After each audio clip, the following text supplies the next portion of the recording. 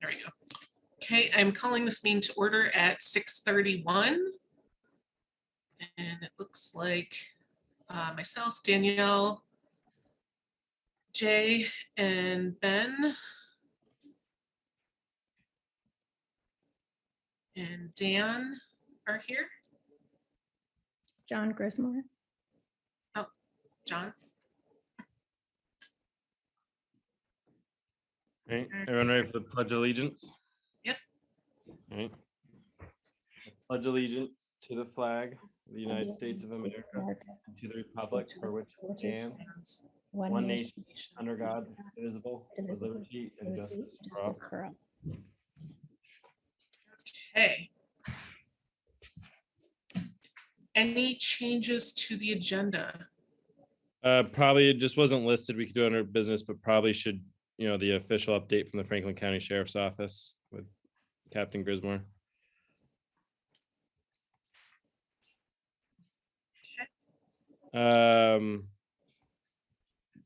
Next item is the town meeting day survey discussion. We got a bunch of those. Really good news. We got about 770. Bad news is we've got to compile the information of 770 surveys, so it'll take a while. We actually have an intern from UVM as part of one of their classes this semester, and he's interested in policing stuff, policy, but also does statistical analysis work in his studies. So he's going to compile it for us and run a variety of statistical analysis for us and present it to, I'm hoping at least preliminary stuff in April, maybe with a more complete, with that many responses. I think it'll take us a little while to kind of to plug through. In perspective, I do have scanned copies of all those. It will come in multiple emails because of the size, but if anyone on the committee wants either stop in and read them in person or have me send them to you, I'm happy to, but we'll do our best to get it all in a spreadsheet and present it in a manner that's easier for us to digest and look at the holistic number of things. So, is there any plans for, or not plans, but perspective timeline of how long it's going to take to get through all of those? Is it going to be a few weeks or a few months? I'm hoping, he's an intern doing it in between classes. I hope, like I said, I hope preliminary stuff, the April meeting, with a complete, he's got to have it done before the end of the semester, May. So the May meeting at the latest, but, even if he can get us the kind of the yes, no questions, and then the questions where people write out their paragraphs, even if that takes a little bit longer, I'm, something like that. Cause there are going to be a lot, and there's some that, people partially filled out. There's some, they're talking about other issues that aren't policing in the community, but, overall, I think there's going to be a lot of feedback, and, I saw from everything from they do a great job to they don't. So we'll, I didn't look kind of numbers with that many. It was just kind of, we were just trying to organize them and turn them all the right way. So when we scanned them, it wasn't that confusing and just kind of looking at things. But I thought pretty good. We had 1,600 people vote on town meeting day. So to get 770 or so to respond is honestly incredible. I thought 400 would be a high watermark, but I think we'll have a lot of feedback, and I think it was the right strategy to include them with ballots after seeing that kind of response. Can I chime in and make a comment here? I think we need to reconsider the way we phrased question. I believe it was 3 on here. I think it was, are you Hispanic, or there was two options on question 3. So the problem with that question is they could choose one of those two, or they could put yes or no. So they could put yes, they could put no, or they could actually choose one of those options. So it was a poorly worded question when it comes to how it's answered. And I don't think we thought about that when we wrote the question. But when I went to go fill out my survey and answer it, I went, oh, we messed up on this one. Because that's not what you want when you do a survey. You want a definitive answer one way or another, so that when you collect the data, you can get a 1, 2, you know what I mean, to be able to Mhm.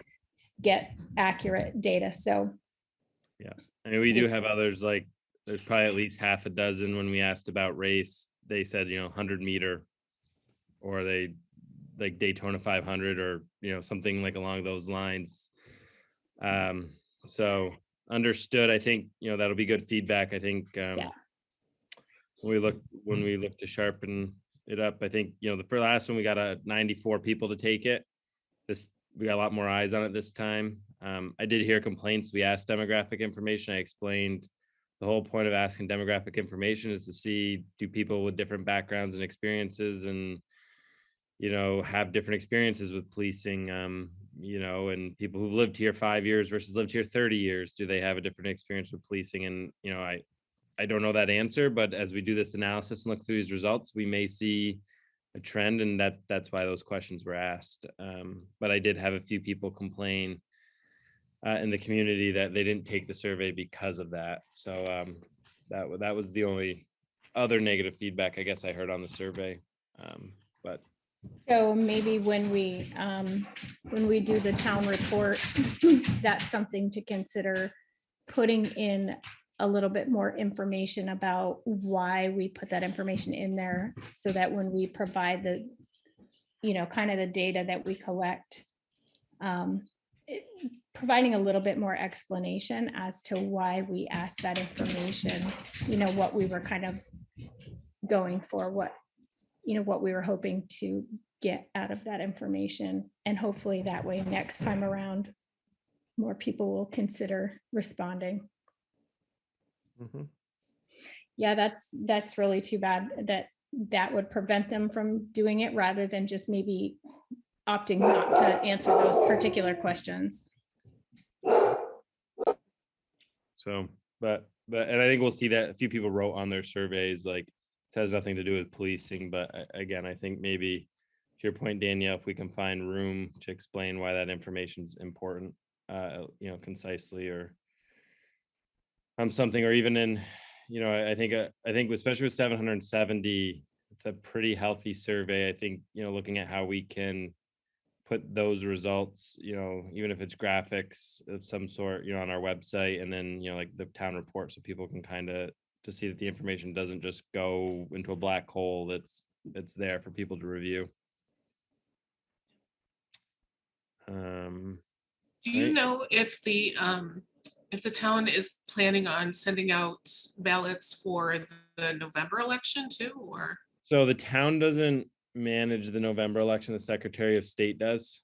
And the state is mailing ballots, but I don't think we'll be able to include them then, because we don't, like this one, we're stuffing the ballots. They handle that all externally. Once the ballot is set in August, they mail them for us. So probably not, but I think maybe using our budget, since this was free theoretically in our budget, talking about using that budget, maybe we mail the surveys at that point, to town residents. Yeah. Spend our money to do that. And I don't think we'll get as high return, but I think we'll get higher than just an online survey. We had that out for 2 months and got 94 people or so. This one, was a lot more. I think it'd be hard. One thing I'm gonna watch for, I think it'd be hard to continue to do the 2 surveys if we like have one do 500, 600 and one do less than 100. We're not really getting a good comparison. If, I think if you can get into 300, 400 each one, and maybe one being a lot higher than the other, but still a healthy number, it's good. But, it might, it's hard to trend it, because it's, you constantly see like, one response on a less than 100 is a lot different than one response on 700, just the weighting of it. Right. So the margin of error probably is bigger. I don't know what the margin of error on this one would be, but it'd probably be pretty small with 770.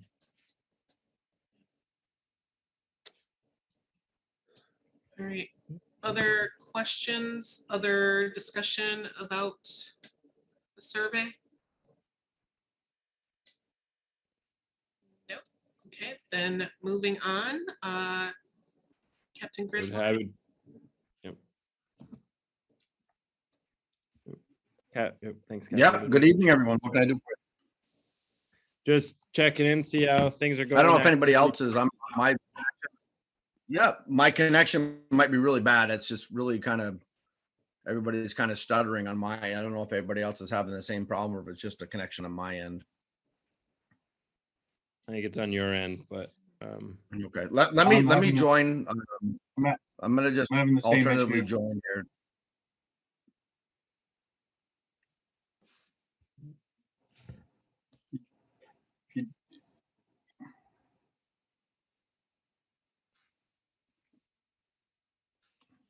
I don't know. Is that any better?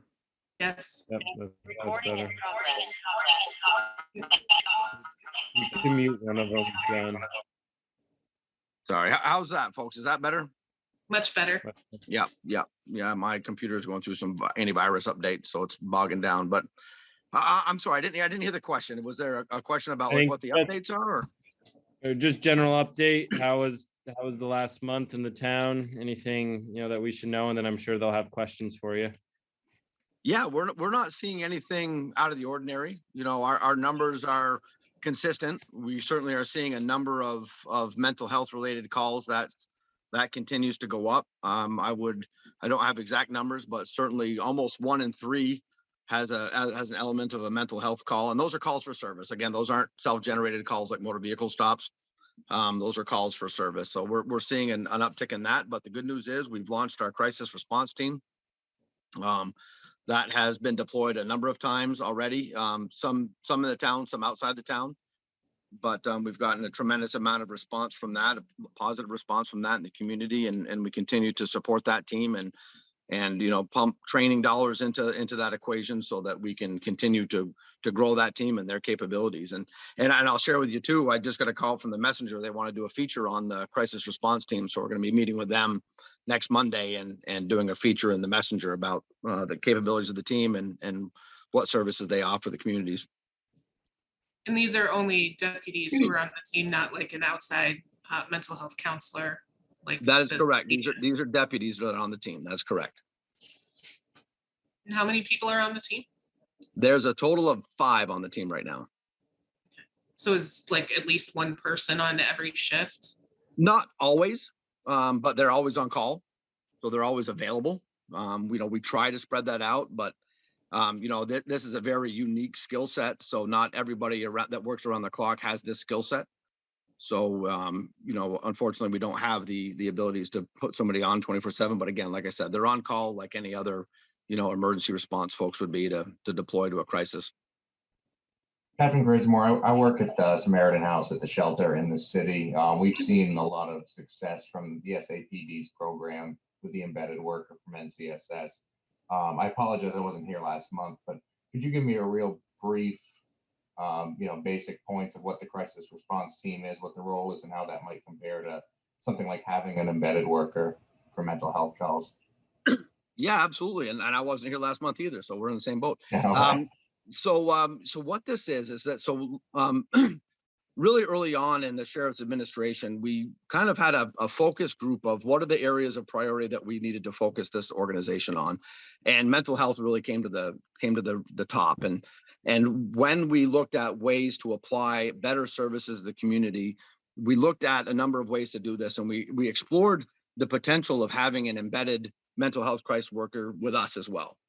And it's a great program. It's wonderful that St. Albans PD is doing that. St. Albans City PD is doing that. And that sounds like they've received funding for another one. Our take is just a little bit different. So our take is that we wanted to really identify people in our organization with a certain skill set, with a certain aptitude that have the ability to be able to do this much more around the clock, and again, not taking a shot at St. Albans CDPD, but currently they have one person. That's 40 hours a week at max that they can do it. And that's not even considering, training, right? Or meetings that they might have at NCSS and all that kind of stuff. So what we wanted to look at was a much more diverse, a much more robust platform that had a higher number of people that had a very high level of skill set to be able to bear in these types of calls. And then much like a tactical team, We're not a tactical team. The crisis response team is not a tactical team, but much like they would be to be called out in a certain type of situation, our crisis response team would do the same kind of a thing. So these are folks that have already come to our organization with a high level of training already. And then we've just enhanced that training with a number of different training, like negotiator training, de-escalation training, and a number of those kinds of things. So the team is designed to be able to deploy a quick reaction force to folks that are having a crisis. And that could be mental health crisis. It could be a substance abuse crisis. Quite a broad spectrum of applications for this team. So as a great example, Ben, I'm not sure if you know about or if there's been some discussions about the animal rescue that we did on Dunsmore Road. Right. So that was a pretty big case. It got a lot of publicity, and knowing ahead of time what we were going into, we deployed two members, two of the senior members of our team to assist with Mrs. Dunsmore's needs. Right. So there was a number of deputies that responded, a number of people that responded to the care and welfare of the animals. We just deployed two members of this team along with a representative from AgeWell to really focus on the needs that Mrs. Dunsmore had. So that's another way that we would do that. We had a barricaded subject before Christmas. It was a domestic violence situation, and two of our members got deployed to that and negotiated successfully that individual surrendering and coming out of his house. So we didn't need to send in a tactical solution. So that's what these folks would do. So when we talk, and this is, I don't know how much of this has been discussed for this organization, for this advisory committee, but I want to just share with you that we really look at this in terms of a three-tiered thing. So, tier one is identifying members that have this aptitude, have this desire to develop their own skill sets and be readily available to respond. The second thing is really raising the game for all of our folks. Really what the mission here is to make the CRT obsolete, because all of our members over time, which is our very optimistic goal, but over time we'll have the same skill sets to be able to deploy. And then the third thing, which really isn't necessarily related to the crisis response team, but that is, a good pulse check on our own mental health, right? So things and services that we can provide to our deputies to make sure that we're maintaining our own positive mental health and we're taking care of ourselves, the oxygen mask theory, right? So those are the kinds of things that we're doing. So does that help you, Ben? Is that too much? Is that too little? No, that's very good information. Yep. Yeah, I think it's a wonderful thing. So thank you for telling me about that. That's great. How about the kind of training? Can you talk about that? Like how many hours and like how often are they doing like continuing education and things like that? Absolutely. So the crisis member, we have a curriculum that I'd be happy to share with you. I don't have it in front of me, but like I said, it involves de-escalation training. It involves every month we try to focus on a specific issue. So maybe it's folks that have autism, as an example. Right. So how do we respond to folks with autism, and what are the things that we need to be aware of for that? So we've come up with that. And one of our members that you might have heard her name, Carrie Andely, she actually just got her master's in psychology, and she's chasing her doctorate in psychology, and she's our team leader. And so she's developed this curriculum, and she's got a tremendous amount of history working with folks with specialized needs. She worked for the Howard Center for a number of years before becoming a deputy. So she's really driving this for us. And she's developed this curriculum, and it's been kind of in concert with the crisis team model that's been developed nationally. So they've developed a skill set or a criteria list, of a curriculum that our folks are trying to adapt to. So it's kind of innovative. It's kind of new. There's not a ton of stuff out there. So we're having to be very creative with the types of training that we're bringing to our folks. But yes, to answer the question, it's, we do have a curriculum. I'd be happy to share that with you. And then we do deploy this training, in a monthly, we try to do this to kind of in a la carte fashion or an ad hoc fashion, so folks can learn on their own. It's more cost effective to do that. And so we want folks to be able to do it that way. So we don't have like necessarily in classroom training, but we focus on things like suicide, recognition and awareness and response, substance abuse, a lot of different subjects. Yeah, I would love to see a copy of the curriculum. Sure. John, it sounds like the program is going really super well, and it sounds really impressive. I'm just wondering, have there been any barriers? Is there anything that, that we can do to help? It sounds like it's going incredibly well, but I'm wondering if you've run into any roadblocks or any barriers that we Well, can. just look at anything else. There's training costs, so we try to be very conscientious about our spend and making sure that we're identifying trainings that might be virtual, so we're not having to have people work overtime to attend these trainings, things that might be virtual learnings and things like that. So those are the things that we're looking at. So far, so good. It hasn't been a tremendous amount of expense. There is expense associated, but it hasn't been tremendous. And we continue to look at the ways that this team gets deployed, and it's something that we might look at grants for the future. There's a tremendous amount of Department of Justice grants out there that law enforcement has the ability to apply for. So we'll look at those. We're really in its infancy, right? So we're seeing what kind of response we get from our internal folks. How feasible is it to deploy people in this kind of a capacity? How successful they are. We just deployed it, a month and a half ago, before December, I guess, really was or before the Christmas time was our official deployment. So it's only been what really seems like only a few months. And we've only had a few calls of service. So we're continuing to measure those, the success. We're measuring the time and the cost and all those kinds of things. So yeah, Danielle, I think, if there's funding opportunities that you can support to do this, we're, certainly would appreciate any kind of support that way. But so far so good. It hasn't been a financial burden that has caused us to slow down at all. Super, thank you.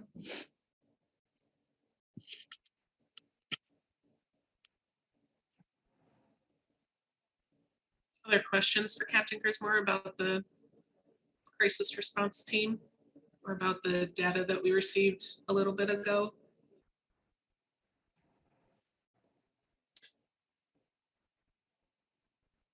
So the data, I'll just add, the data is very consistent with what we see. I mean, we see numbers drop off during the wintertime. It doesn't necessarily mean that crimes are not happening. It's just that folks are inside, right? So windows are closed. People don't call about domestics as often. So, but we are seeing a pretty steady flow. We're seeing a large amount of DUI drugs. I mean, it seems like every day we're making a DUI arrest. So those seem to be on the rise, and they're drug related, which are much harder to detect and require a tremendous amount of time.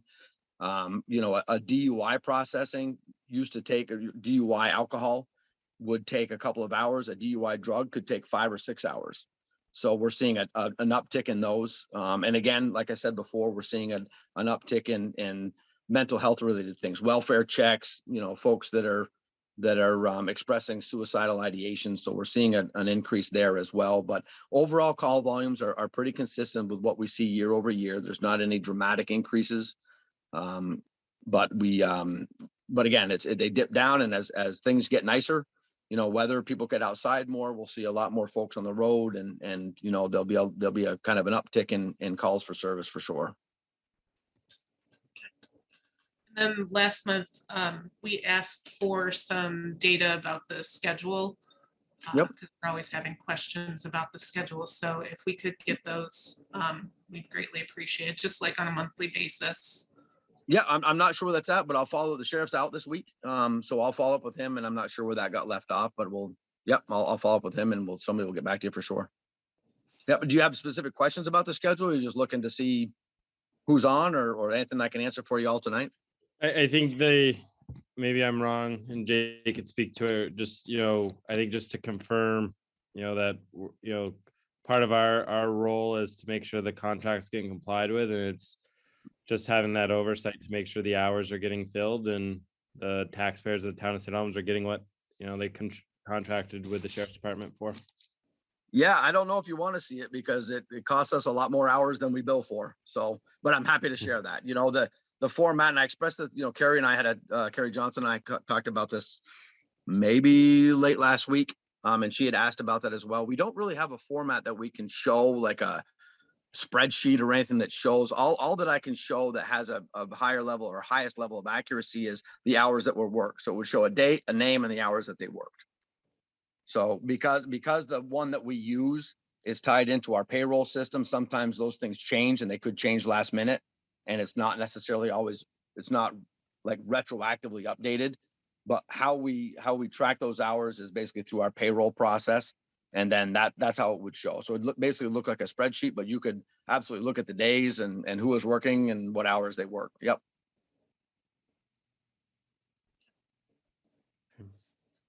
Great.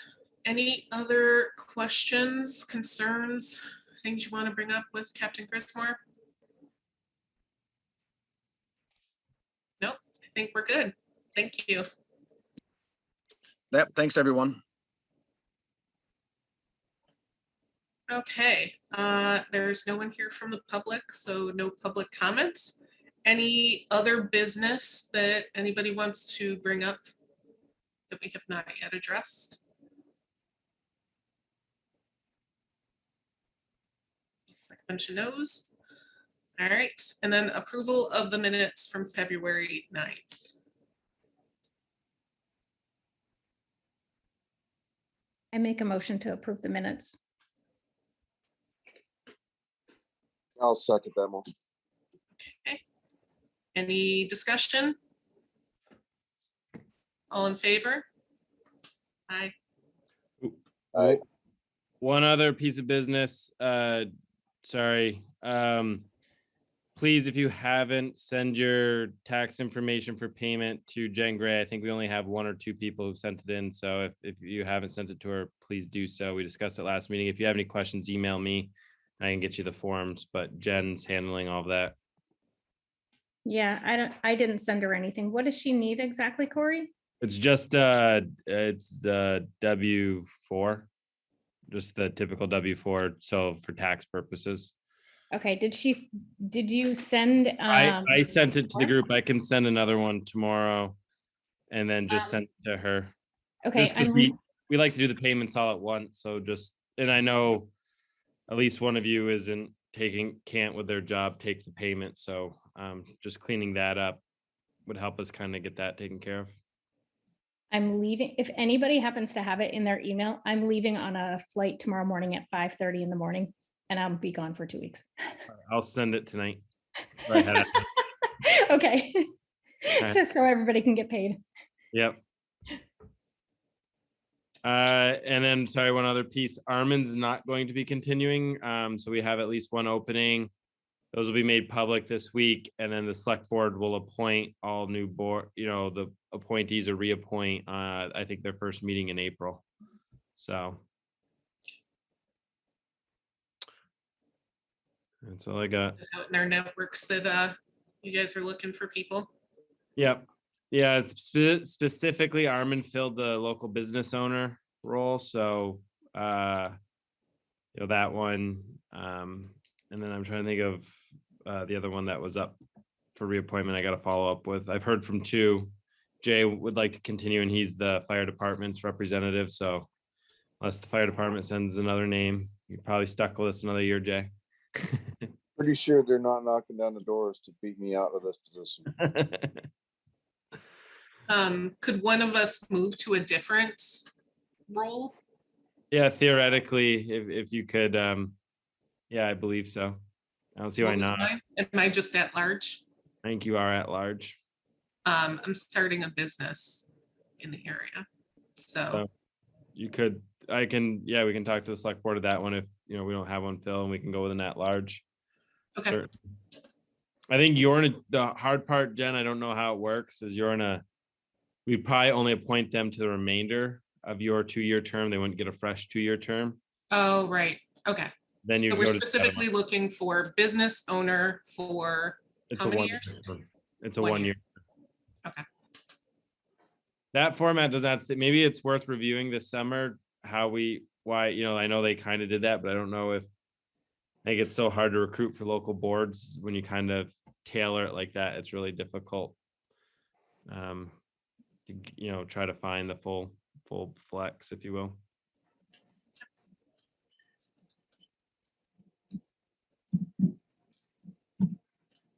All right. Any other business? Can I get a motion to adjourn?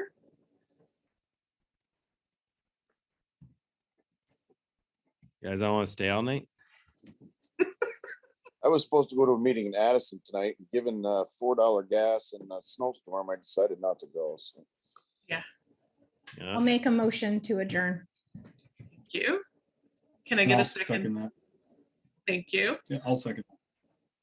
All right. We are adjourned, 7:01. Thank you.